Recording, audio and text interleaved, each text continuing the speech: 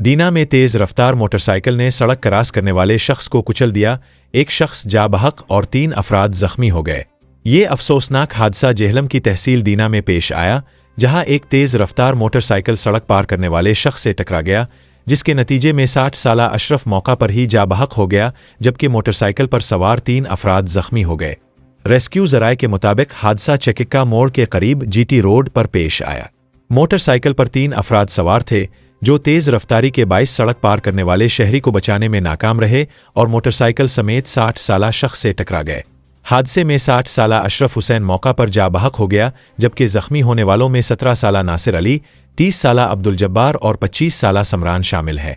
Rescue 1122 की team ने फौरी तौर पर मौका पर पहुंचकर जख्मियों को इब्तिदाई तिब्बी इमदाद फराहम की और उन्हें डिस्ट्रिक्ट हेड क्वार्टर अस्पताल जेहलम मुंतकिल कर दिया, जबकि जा बहक होने वाले शख्स की लाश भी अस्पताल मुंतकिल कर दी गई।